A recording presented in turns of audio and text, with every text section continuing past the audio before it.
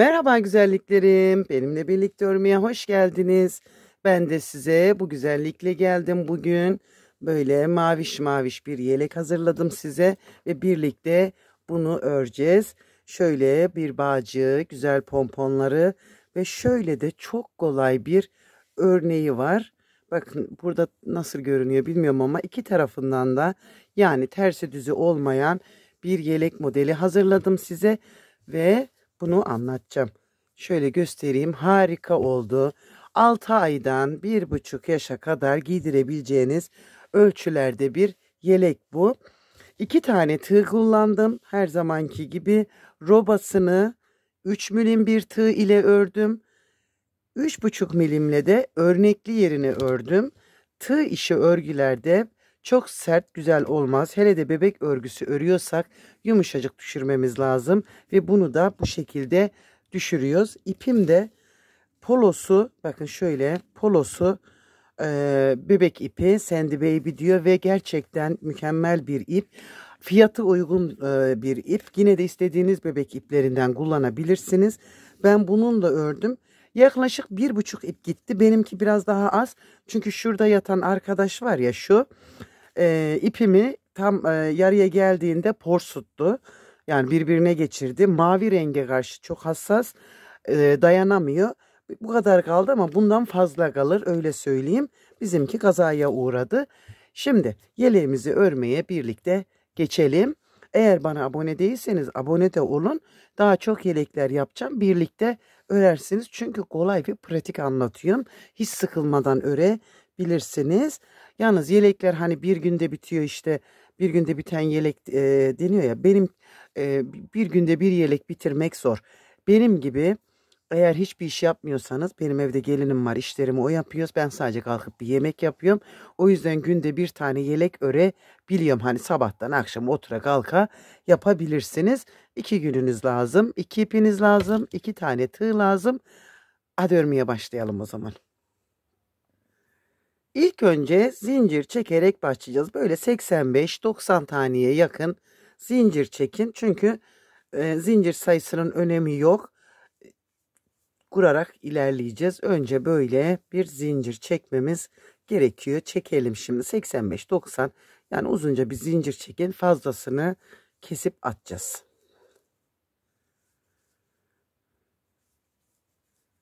Hemen çekip geliyorum. Evet, yeteri kadar zincirimi çektim. Tığıma ipimi aldım. Ve şimdi bakın 3 zincir bırakıp 4. zincirime 2 telinden alarak bir trabzan yaptım. Yine ip aldım. Zincirime batırıp trabzan yaptım. Bu örgümüz tamamen trabzanlardan oluşuyor. Şöyle 4. Buraya toplamda 14 tane trabzan yapacağım.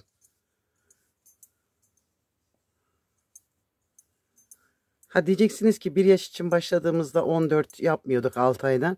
Ya önlerin biraz daha böyle üst üste gelmesini istediğim için 14 gayet ideal oldu. Denedim, oldu. O yüzden 14 yapacağım önleri. Böyle açık durmaması için. 2, 4, 6, 8, 10, 12, 13 ve 14. Bakın 14 tane ilk önümüzü yaptık. 1, 2 zincir. Son battığım trabzana batırıp, bakın son battığım yere batırdım ve şimdi 13 tane trabzan yapacağım. Kol için 13 tane trabzanım olacak.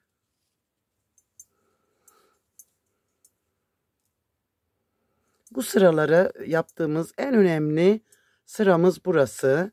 En zor olan yerimiz burası. O yüzden yaptığınızda videoyu atlatmayın. Hani detayı kaçırmayın. Sonrası zaten kolay bir şekilde ilerleyecek. Şimdi 13 tane buraya trabzanımı yapacağım. Sayalım.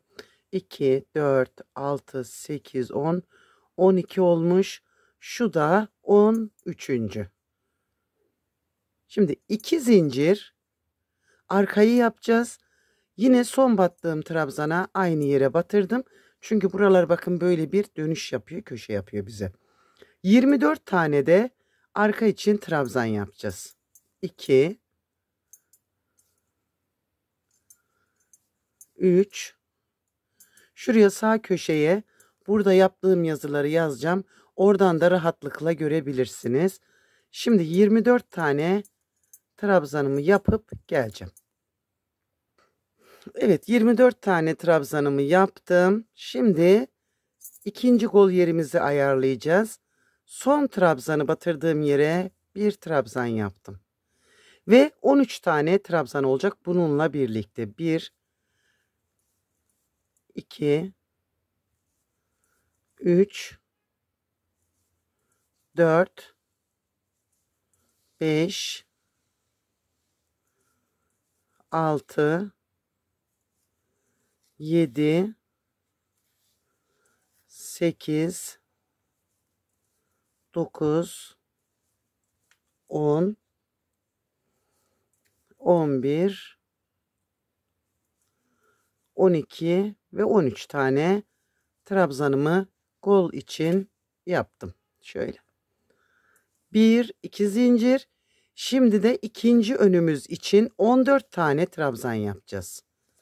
1 2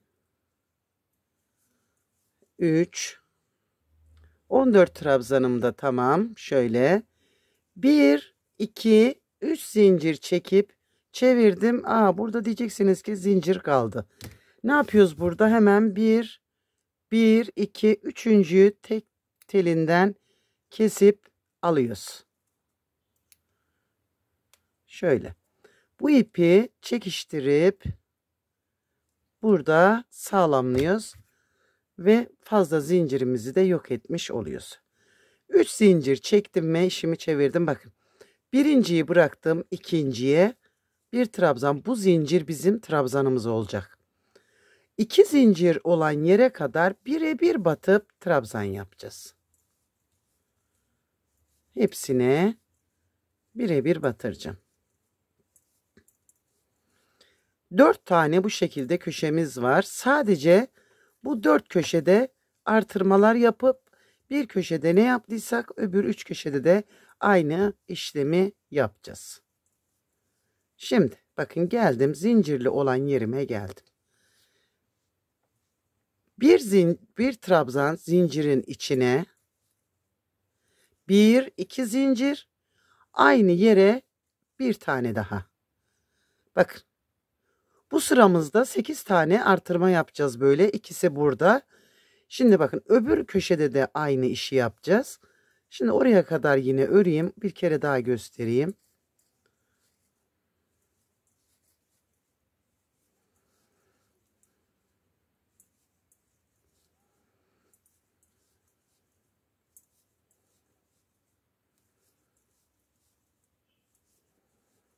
Şöyle. Bakın bu köşede ne yaptıysam şimdi burada da aynı işlemi yapacağım. Zincirin içine bir trabzan, 2 zincir, bir trabzan. Öbür ilk kalan iki köşemde de yine aynı artırmayı yapacağım. Ve sıramı tamamlayacağım. Sona geldiğimde hani bu zincirimizi trabzan yapacağız demiştik ya. Bunun tepe noktasına batırıp buraya bir zincir, zincirin üzerine bir trabzan yaptım. 1 2 3 zincir çekip örgümü çevirdim. Birinciyi bıraktım, ikinciye batırdım ve yine 2 zincir yaptığım yere kadar birebir batarak devam edeceğim. Bu düz giden yerlerde hiçbir şey yapmayacağız. Sadece birebir batıp ilerleyeceğiz. Bu sıramda da yine 8 tane artırmamız olacak. Sadece 2 sırada böyle yapıp sonrakilerde 16 tane artırmayla devam edeceğiz. Şimdi bakın yine bu sıramızda da bir trabzan,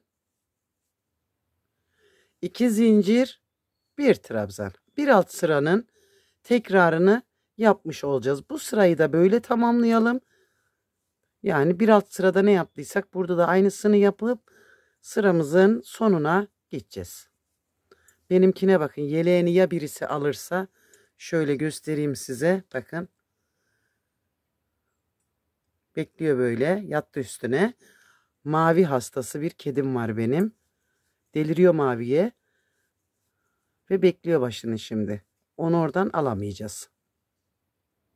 Evet, bu sıramda tamam. Bakın 3 sıra oldu. Şimdi bundan sonrakilerde 4 artıracağız. Yani bu 2 yaptığımız yer 2 kereye mahsustu. Şimdi 4. sıramızdan itibaren de 2 trabzan, 2 zincir, 2 trabzan olarak devam edeceğiz. Şimdi oraya kadar yine öreceğim.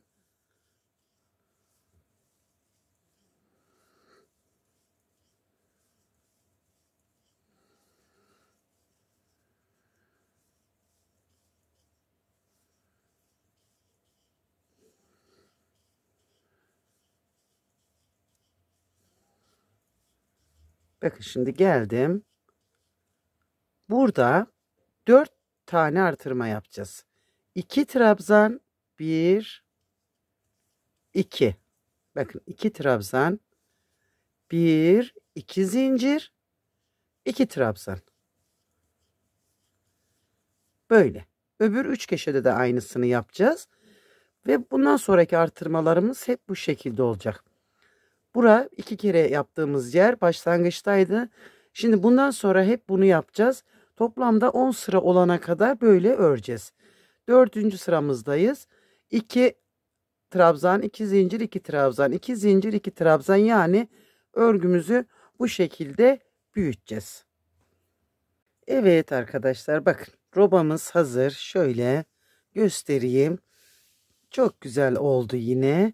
Hemen örneğimizi yaparak ve kollarımızı ayırarak devam edeceğiz. 1, 2, 3 zincir çektim. Sıradakine batırıp 1, sıradakine batırıp 2. Yeterli bu bize. Şimdi başlayacağız örneğimizin ilk zeminine.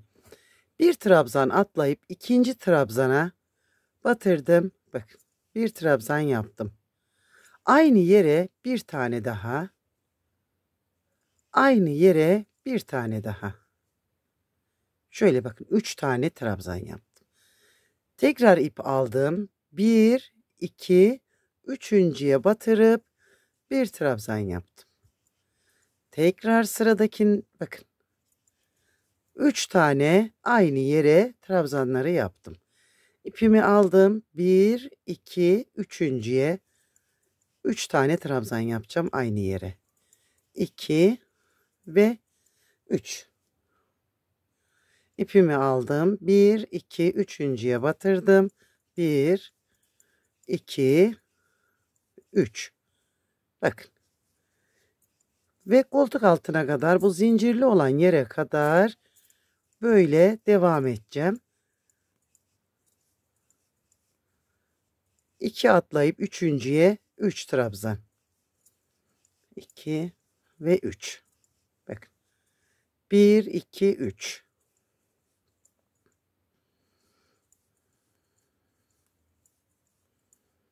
Sıradakini, şurayı hemen hızlı bir şekilde geçeyim. 3. 1, 2 ve 3. Şimdi zincirimin içine de bir tane üçlü yapacağım. 1, 2 ve 3. Bakın, zincirimin içine de yaptım. Hemen kolu böyle aldım. Öteki zinciri getirdim. Ve buraya yine 3 tane trabzan yapacağım. 2 ve 3. Tığımın üzerine ip aldım. 1, 2, üçüncüye 3 tane trabzan. Şimdi öbür kol altına kadar aynı öreceğiz. Evet. Evet, koltuk altına yine geldiğimizde buranın içine 3 tane, 1, 2 ve 3. Bakın, şimdi arkayı yaptık. Bunu yaptık. Şimdi önü devam edeceğiz. Burada 1-2 atlamıştık. Hemen geleceğiz. Katladık burayı. Bakın önce zincirin içine 3 tane. 1, 2 ve 3. 1, 2 atlayıp üçüncüden yine devam edeceğiz ve sıramızı tamamlayacağız. Örneğimizin ilk kurulumunu da yapmış olduk.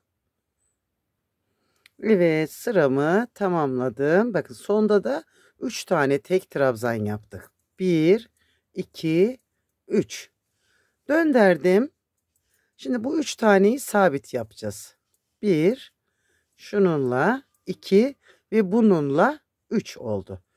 Şimdi bakın örneğimizin bundan sonraki gidişi şu üçlüler üzerinde bakın 3 tane bir örnek olacak.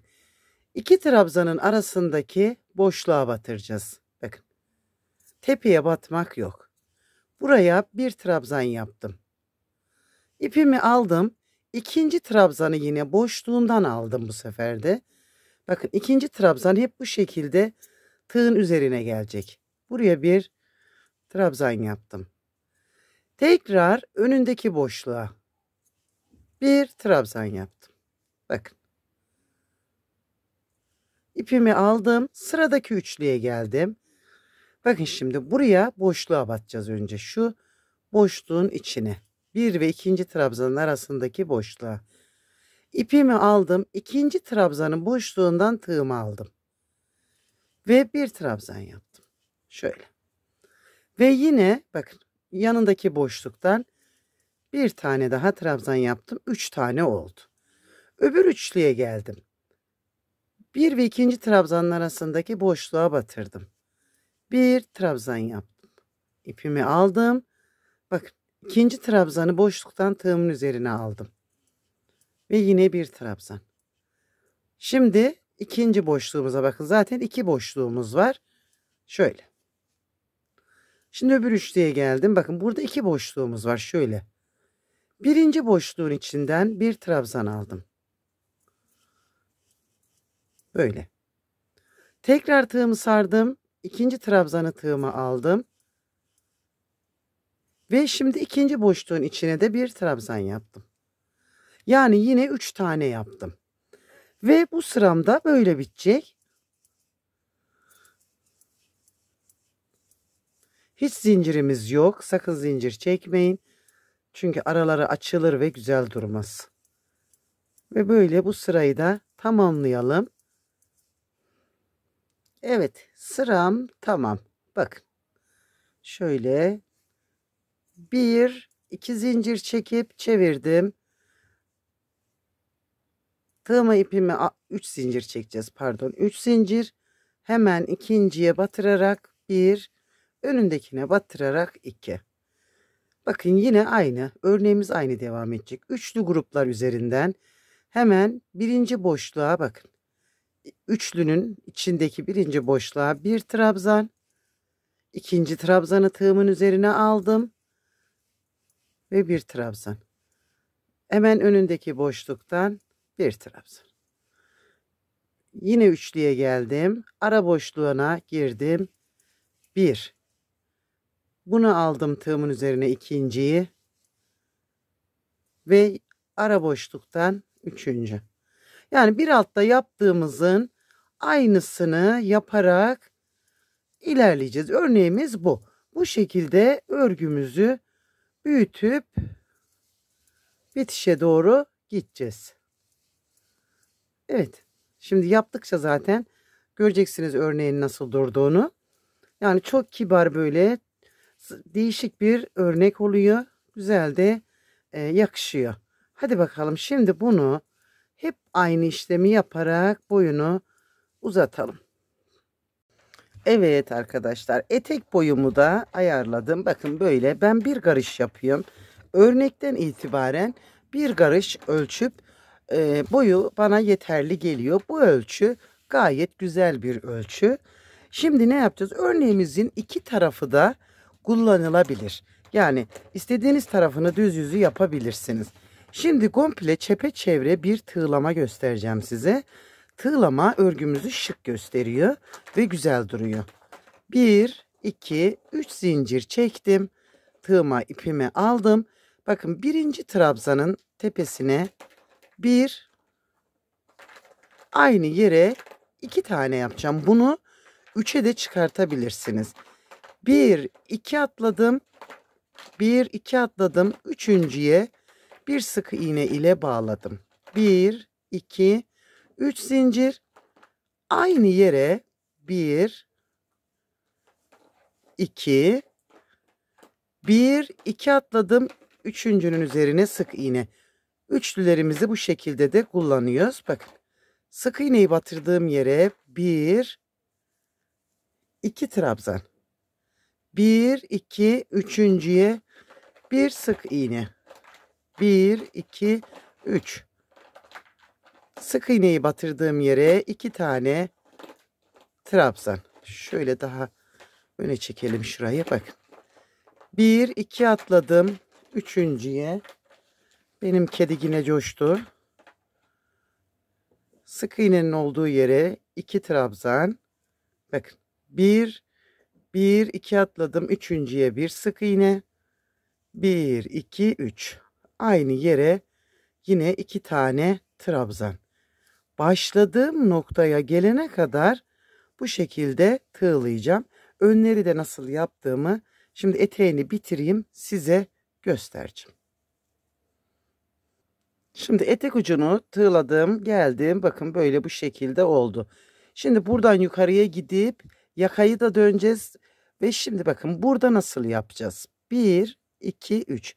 Tam sondaki zincirin üzerine bakın batırdım sık iğnemi. Buraya 1, 2 trabzanımı yaptım. Şimdi burada bakın şu birinci boşluk var ya. Bu değil, bir önündeki, buraya sık iğne ile bağladım. 1, 2, 3. Aynı yere burada da 2 tane. Şöyle. Bir boşluk bırakıp bir trabzan arası boşluğu bırakıp ikinciye bir sık iğne yaptım. 1, 2, 3. Bakın araya bir boşluk bıraktım ikinciye. Şöyle 1, 2, 3. Aynı yere 2 trabzan, bir boşluk bıraktım ikinciye. Burada böyle. Ve başladığımız noktaya kadar bu sistemde tığlayalım gelelim. Evet arkadaşlar, tığlama işim bitti. Kol kenarlarını da aynı tığladım. Bakın 2 kol kenarı da yakamız da böyle oldu. Çok güzel bir tığlama oldu. Şimdi bu yaptığım bağcığı göstereceğim size. Zincir çektim. Zincirimi nasıl çektim? Nasıl ayarladım? Çektiğim zinciri ikiye katlayıp örgümün omuz kısmından bakın şuradan tuttum ve etek ucuna kadar aşağıya 2 kat halindeyken bu şekilde ayarladım. Bu tam denk geliyor. Çektiğim zincire bakın şu çektiğimiz zincirin tek kanatlarına batarak bakın şöyle ipimi aldım ve bu ipi içinden geçirdim. Bakın zincirin tek kanadına batırdım. İpimi aldım. Yani yine zincir çekiyorum burada. Bakın. Yalnız bu zincirimin de tek kanadını içine alarak zincirimi çekiyorum. Bu da şöyle biraz çekeyim bakın şimdi. Güzel bir doku oluşturdu. Bunu da deneyebilirsiniz. Bakın böyle. Ve şu bakın şöyle de şu şekilde görünüyor. Böyle görünüyor. Ve böyle zincirimi de çekip pomponlarımı da yapıp yeleğimi tamamlayacağım. Anlatacağım kısmı bitti. Umarım beğenmişsinizdir. Siz de benimle birlikte örersiniz. Hoşça kalın. Sevgiyle kalın. Abone de olup benimle kalın. Birlikte örmeye devam edelim.